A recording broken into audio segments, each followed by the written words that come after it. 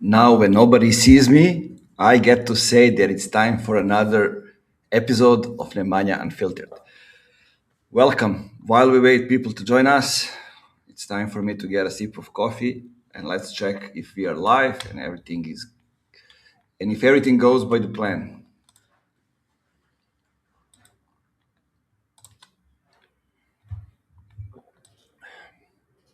End of the working day, just the right time to do a LinkedIn live. We are not alive yet. I think it waits for the scheduled time. Yes, now we are live. Perfect. Okay, whoever is listening, maybe nobody is listening, I couldn't care less. So, welcome to Nemanja Unfiltered. This is the show when I talk about the things that bothers me, talks things that I see, things that I find out, and things that I fix working with B2B companies. But not only working with B2B companies, I work with a lot of individuals, work with 100, maybe more companies, but I decided to stop at that number. So people say, how come you work with 200 companies? I work with more than 200, but it doesn't matter. What matters is that those were the companies from all sizes, from the best in the world to solopreneurs, to startups, to scale ups, to even legacy companies. So I have a lot of things to share. I've been through a lot of things, seen a lot of things, and work with fixing a lot of things inside those companies. So today we're going to cover, I think, six topics. There were two that I just didn't have time to go into the last time. We talked on a Nemanja Unfiltered Volume 4, so we're going to go today through all that. Those topics that we're going to cover are some that are really interesting to me. We're going to talk about thought leadership. We're going to talk about masterminds. Are they a scam or no? We're going to talk about discovery calls, if they are worth it or no. We're going to talk about why data driven marketing is an instinct or is it an instinct. We're going to talk about case studies, why some of those are written just terribly, especially when we talk about tech companies, and why pilot projects works and when are the times when they don't work. Okay, so we have a lot of ground to cover. So let's start with the first one. You all heard about thought leadership. It's all over LinkedIn, but what does it mean? That's a good question, right? What does thought leadership mean? People say just content for LinkedIn. That's not thought leadership. People say content written by the CEOs or C-level people. That's not thought leadership content. Okay? From my perspective, thought leadership content is the content that gets new perspective on existing problems, situation, products, and whatnot.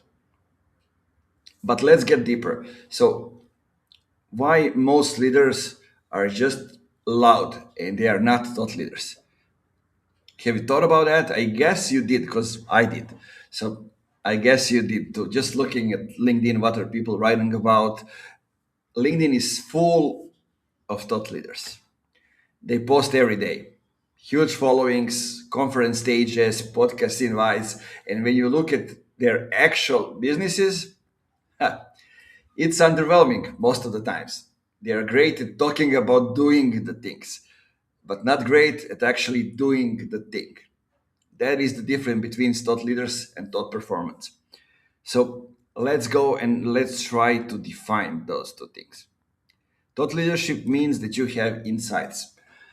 It means that you are able to articulate those insights really well, and it means that you are able to build an audience.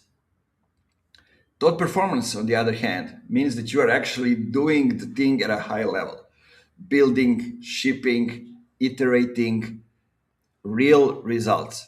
Most people who call themselves Thought leaders, they are just performance in communication, right? Everybody can communicate these days, but not everybody can be performance in execution. Not everybody can execute. So they have figured out how to build an audience by saying smart sounding things. On the other hand, they haven't figured out how to build a business by doing the hard things. So today with AI, we have a lot of folks who have just pick up the post from, I don't know, like 10 influencers on LinkedIn or 10 people that they admire. They gave it to Claude, and now they have the content that they can post with the right keywords, with the right buzzwords, with the right hooks to actually get the followers and the audience.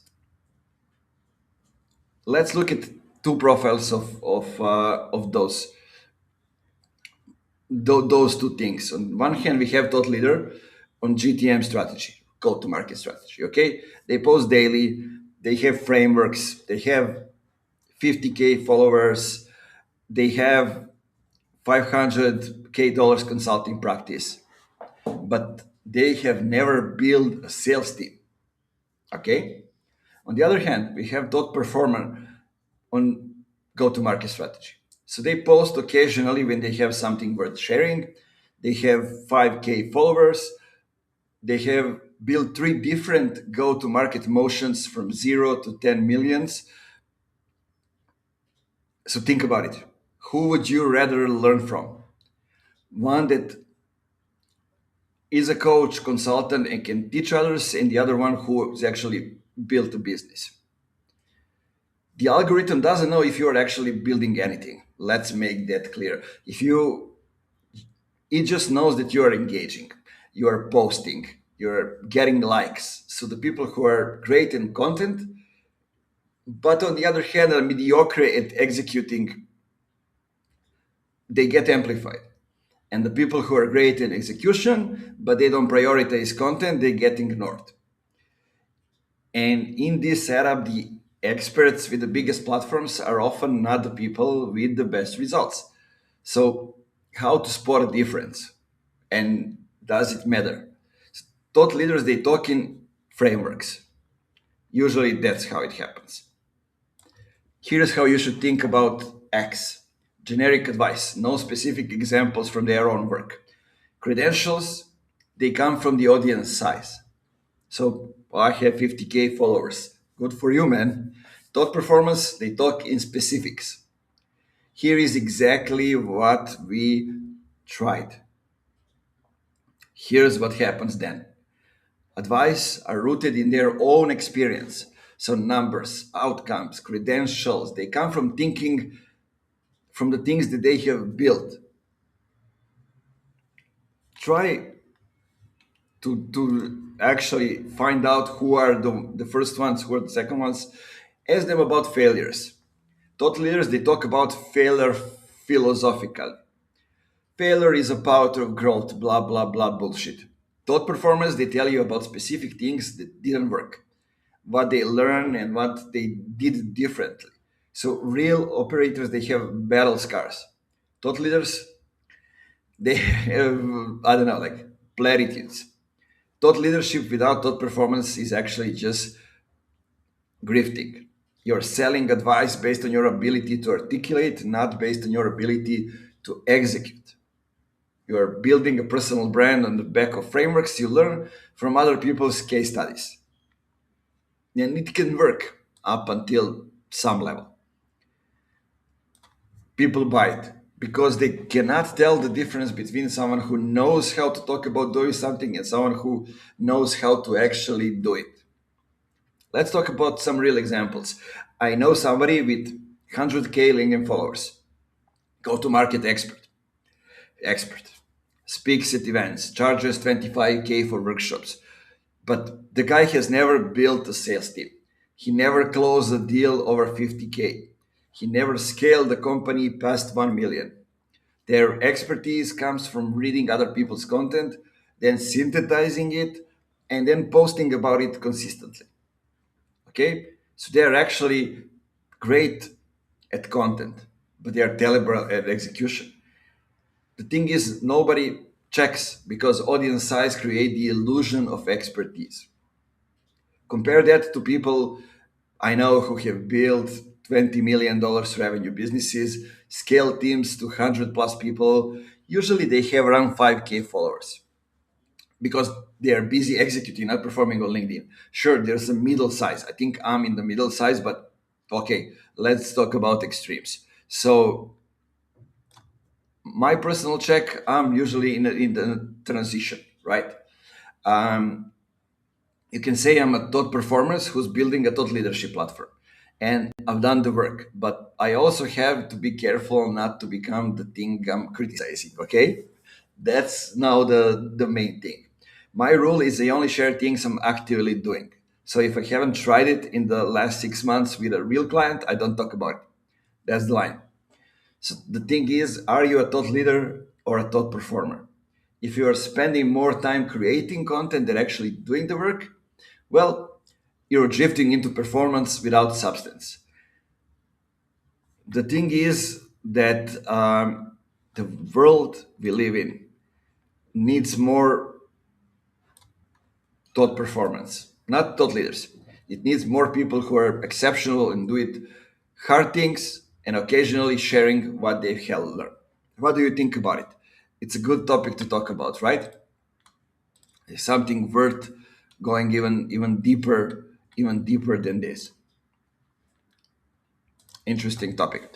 Okay, the other one is something that I'm seeing a lot of times, especially on LinkedIn, but also on Instagram. And these days, I'm also seeing it on Twitter with AI, with all these things. But before we get into that, coffee.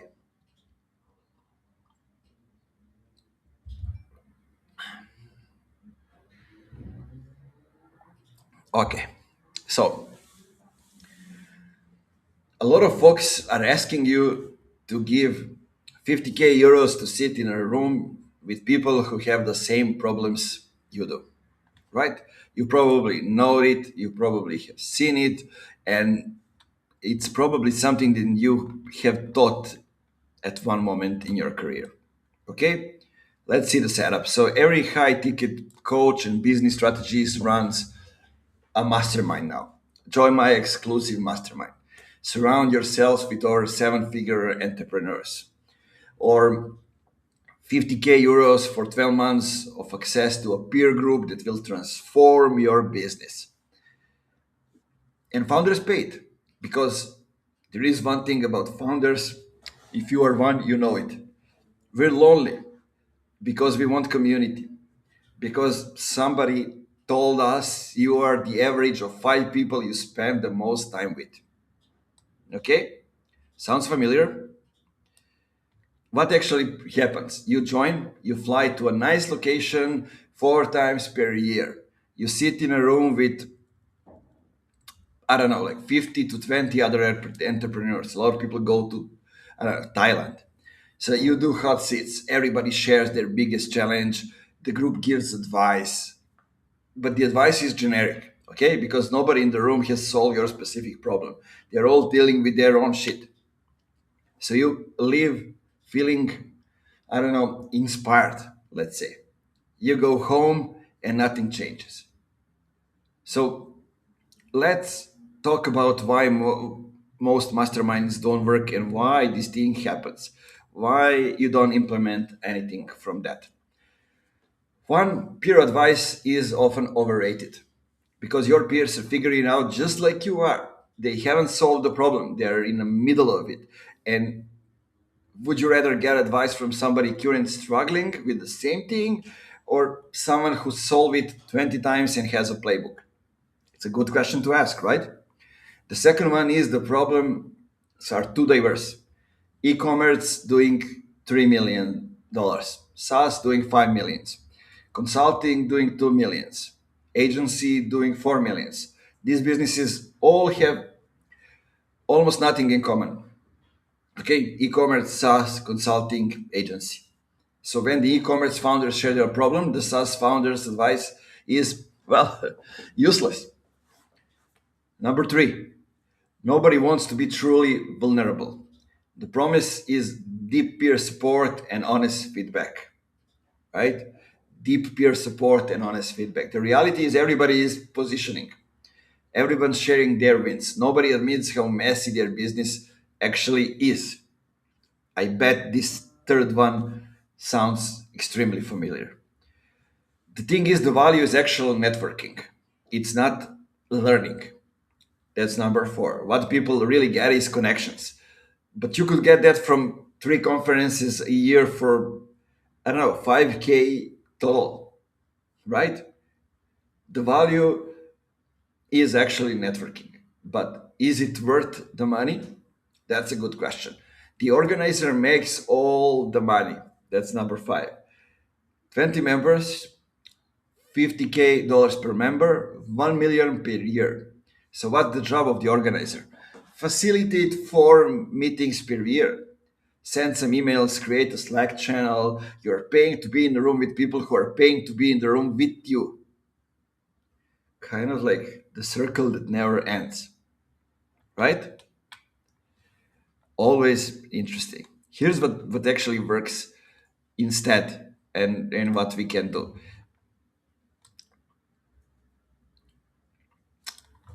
Focus on being a part of specific problem focus groups, not entrepreneurs doing 2 to 10 millions. That's too broad. So B2B SaaS founders scaling from 5 millions to 12 millions in an enterprise. Now everyone in the room is solving the same problems. Okay? Sounds different, right? Expert led, not peer led. The best groups have someone who's been there and can actually guide you. We are a methodology. We are a playbook. You're not paying to talk to your peers. You're paying for experts' guidance. So it's focused on execution and not just on discussion. With that in mind, you have the accountability. You set the goals. You report progress. You get called out when you're not executing. Small and curated, not 20 people. 6 to 8. Small enough to build real relationships. 20-person masterminds are more of a conferences, not peers group. And on the other hand, it's priced appropriately. 50K for peer advice is actually insane, right? But 5K to 15K for a well-run focus group with expert facilitation, that's reasonable. And 50K, you're paying for the exclusivity signal and not the value. So let me tell you what I'm building. I'm building something with my buddy there, Pataki. He's here with me in the room. We are building a community called Compound. So it's not a mastermind, a community of operators who are actually doing the work. Okay, so no big promises, no transformations, just here's a group of people doing similar work, let's help each other. And we are building something that we call a safe haven. Why? Because that's honest, that's appropriately priced, sustainable, and the thing is that we need to think about the world that we're living in, right? Founders are lonely. You cannot talk to employees about your fears. You cannot talk to investors about your doubts. So when someone offers you a community of high-performing entrepreneurs, it's emotionally compelling, right? But you're solving an emotional need, loneliness, with an expensive product that doesn't solve the business problem. So we want to do exactly the opposite. Better solution is join free community or a community that you can afford on a monthly level. Go to conferences, build one-on-one relationships with other founders. You don't need to pay 50K not to be lonely. Okay, so here's five, four, I don't know, let's see reasons how to spend 50K better. For 20K, hire a coach who's actually built the thing you're trying to build. For 10K, join 3 to 4 more focused peer groups at 2 to 3K each. For 10K, go to 5 conferences where your ICP actually hangs out, and for 10K, invest in your team's development. Sounds a lot, right? So you will get 10x more value. Exactly how it sounds. The mastermind scam is selling community at a luxury prices, Build the community yourself. Build the fucking community yourself for free. Spend your money on actual expertise. That's something worth thinking about and something worth doing. Okay, so let me see what's happening before we move to the third topic.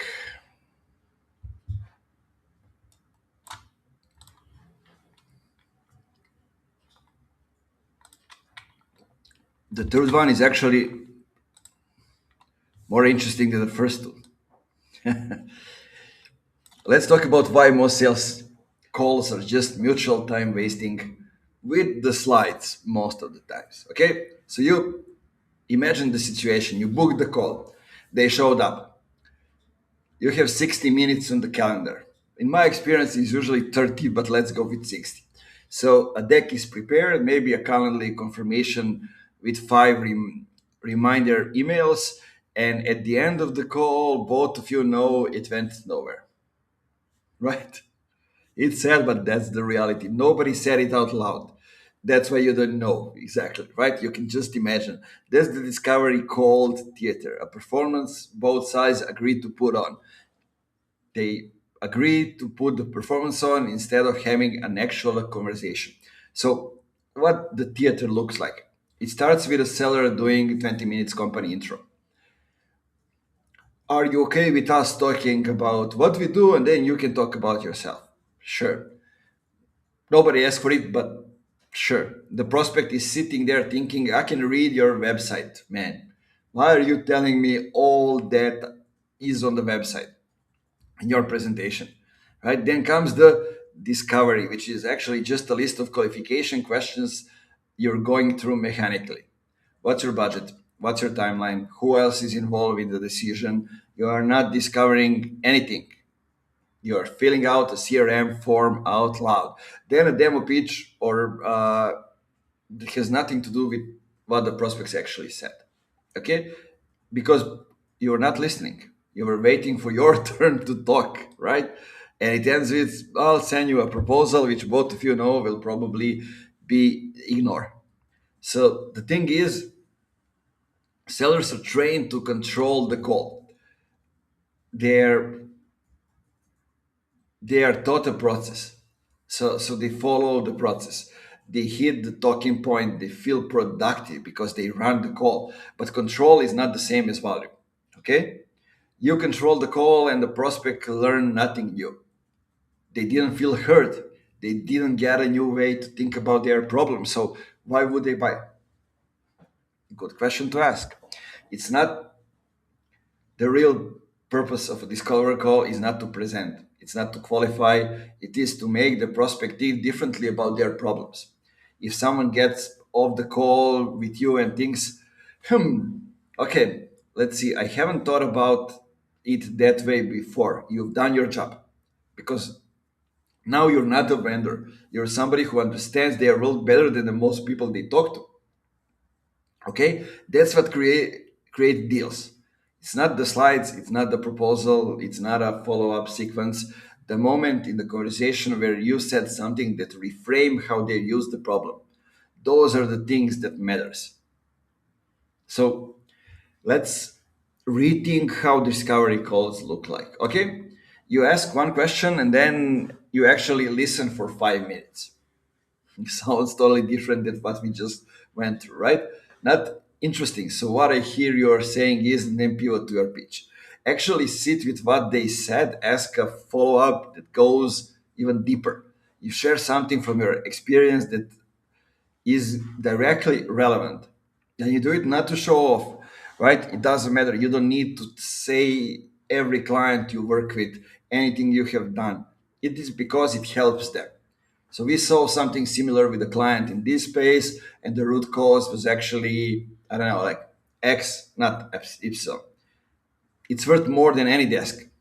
You tell them what you cannot help with. Counterintuitive, but the fastest way to build trust is to be honest about your limits. Think about it. If you are not the right fit, say so. Why are you wasting time for the both sides. Your reputation survives that. It doesn't survive overselling. So you end up with a clear next step. Not, sure, man, I'll send you something over, but a specific mutual commitment. Either they're interested enough to continue or they're not. Find out now those things. Most discovery calls are theater just because the seller is more afraid of silence than the prospect is afraid of bad decisions. Think about it. The seller is most afraid of silence than the prospect is afraid of bad decisions. Silence in a call feels like, I don't know, a failure. It's inappropriate, right? It makes you feel weird. So sellers fill it in with slides, with talking points, with features, anything just to avoid the uncomfortable quiet that comes after a good question. But silence is often the prospect thinking. Have that in mind. It's the most productive thing that can happen in a call. So you should let it breathe. My rule is if you talk more than the prospect talks, you didn't run a discovery call or run a presentation. So you should flip the ratio. Aim for something like 30 to 70. You talk for 30% of the time, they talk 70% of the time. If you can do that consistently, your close rate will change. I know because I was the one talking 70% of the time in a call. The goal is not to impress, it's to understand. And then once you understand, the goal is to make them feel you understand. Those are two different things, and both of them matters. Amazing topic. And I wonder why not many people are actually talking about this. Very few are actually talking about this. So that's kind of interesting. Okay, so let's see. Katarina is saying that sounds great. As I know you, that community will be something amazing and so helpful. I hope it will be. We are yet to find that out. So, topic number 4 for today is unbanking the myth. Okay? Data driven marketing is great religion of modern B2B. Every CMO claims to be data driven. Every agency pitch starts with we are obsessed with data. Every strategy deck has a slide with charts proving the strategy works. And underneath it all, when you remove the dust and when you dig deeper, you see that someone is making gut decisions and then finding data to back them up. Right? So that is not a data driven thing. That's confirmation bias with a dashboard. And let's see how it actually works. So imagine this: a CMO has a hunch. We should do more LinkedIn video. They run the idea. They find a few posts that perform well. So they build the slide. LinkedIn video gets 3x engagement. They present it to leadership as data driven insights. Right? It's actually funny. Nobody asked 3x engagement compared to what? What's the sample size? Did engagement drive pipeline? Is this correlation or causation? Right? The data didn't drive the decision. The decision was already made, and the data was recruited as a witness after the fact. It's really funny, and it happens all the time. I had Rory Sutherland on a podcast talking exactly about these things. Everyone's protecting their assets in a way. So let's go and let's check 3 ways data get abused in marketing. We are just terrible people, us working in marketing. You know that there there is a saying marketers doing everything, and it's actually true. Okay, so let's see 3 ways data get abused in marketing. One, vanity metrics dressed up as KPI. Impressions, reach, engagement rate, these are easy to report and almost never connected to the revenue. But they look good in a deck. So they become the metrics. Then we have attribution theater. I talk about attribution in a previous Nemanja Unfiltered episode, so you can check it out. Marketing claims claim it for revenue using attribution models that are fundamentally broken.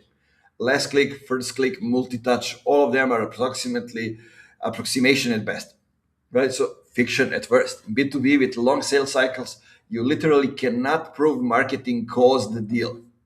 Believe me, you cannot prove that marketing caused the deal. You can only show correlations. But the reports say marketing influence 4 million in pipeline. And everybody nods like that's the fact. You kick the asses, right? And then you see a lot of people from the same team, for example, 20 people in the team, in marketing team, and they all say we grew company's pipeline from 0 to 20 millions, as if all of them did the same work, right? That's not a thing. Then the third one, the data fits the story we already wanted to tell. So you want to justify your content budget. I have the data for you to show you that content is working.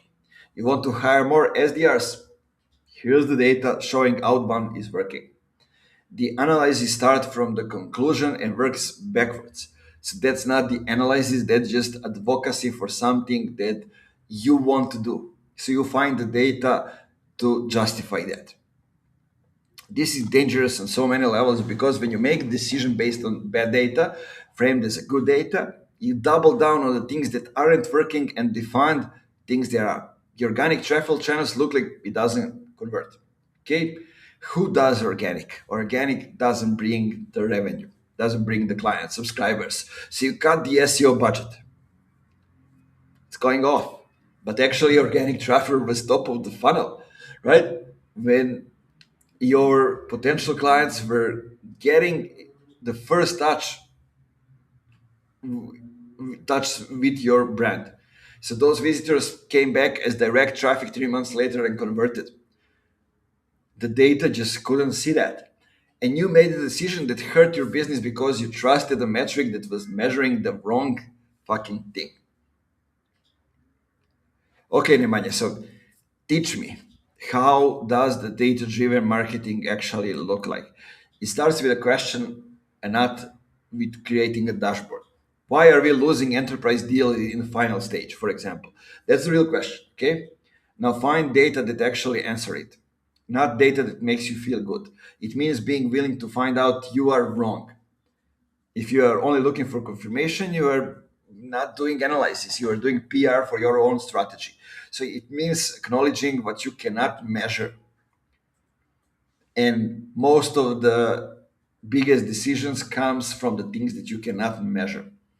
Long sales cycles, brand influence, relationship quality, word of mouth, these things drive B2B revenue massively, but they don't show up cleanly in a dashboard.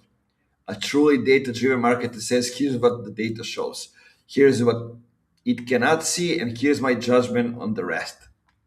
Okay? So you gave them all three things.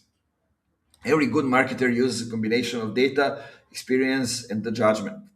So that's how it should work. The problem is pretending that the judgment isn't there. It's always there. We are always judging. So hiding behind the data says, when really I think that would be more accurate and more honest. So say it out loud. Based on the data we have, plus my experience in this space, my judgment is that we should do X. That's the real statement. Own it. Own it.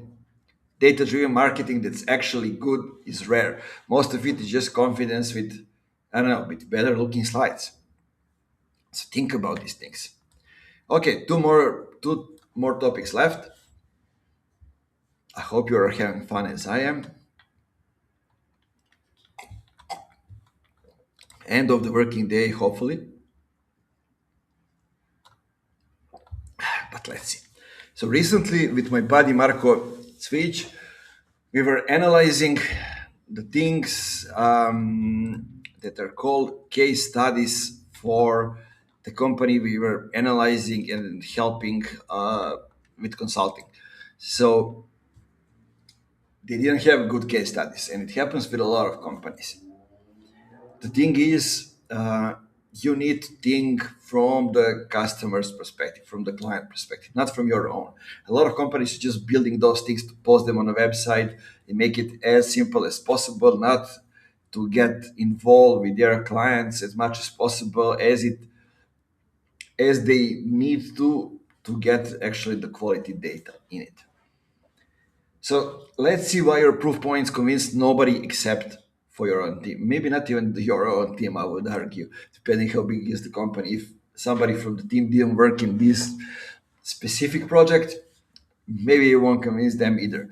The problem nobody admits is that every B2B company has case studies, and they took months to produce. So legal approved them, design made them beautiful, sales sent them to every prospect. But actually, nobody reads those bullshit things. Or more precisely, the people who read them, I always almost sold. The people who aren't sold, they just don't care. Case studies are written to convince, which means that they're not written to be believed. Okay? Kind of funny. Prospect knows the case study is marketing. They know you selected the best outcome. They know the client quote was approved by seven people and says nothing real. They know the numbers were chosen to look impressive for the companies like them. Okay? So when they read 300% increase in pipeline, they don't think, oh man, impressive. They think what the real number is. And is my situation anything like theirs? Right? So classic case study format is the one everybody knows. Problem, solution, result. It's tidy, it's clean, it's completely unconvincing. Because real buying decisions aren't made on a problem, solution, results logic. They are made on, do I trust these people? Do they understand my specific situation? Have they seen this exact problem before? The standard case study answers none of those questions. It tells a sanitized success story that could have happened anywhere to anyone. So, Nemanja, what prospects actually want to know? What went wrong during the engagement? The first thing they want to know. Every project has moments of failure, pivots, unexpected problems. Those are the moments that reveal whether you know what you are doing. What would you do differently? This question proves you are reflective, not just promotional. What kind of company is not a good fit for this? If you can tell me who you should work with, I trust you more about who you should work with, right? If you tell me this is not the right fit for us and this is the right fit for us, I will trust you more. So, what did the client actually think, not the quote, you got approved? That's a good one. A real conversation is worth more than a polished testimonials. So, the real case studies are specific to a point of being almost niche. Not we helped a B2B SaaS company grow pipeline, but we helped a 60-person Series B company with a 9-month enterprise sales cycle reconstructure their ICP definition because they were selling to the wrong segment for 18 months. Now we are talking. That level of specificity does two things. One, it immediately resonates with the right prospect. They see themselves in it. Okay. And the second one filters out the wrong prospects. So people who aren't in that exact situation. So it rejects the wrong prospects and it attracts the right one. Most companies write case studies that try to appeal to everybody, which means they appeal to no one, right? So, what is the role of the case studies? That's the question we need to answer. They don't close deals. They never did. Conversations close deals. Case studies just create permission for the conversation. The right case study, they make the prospect say, okay, this is interesting. I want to talk about how this applied to us. That's all it needs to do. I want to talk about how this applies to us. If you're using case studies as a substitute for conversation, as something you send instead of having a call, you're using them really wrong. Your case study is not a proof. Remember this, people. Your case study is not a proof, it's an invitation. So it's not a closing argument. So stop treating it like it's a closing argument. Okay, that was fun.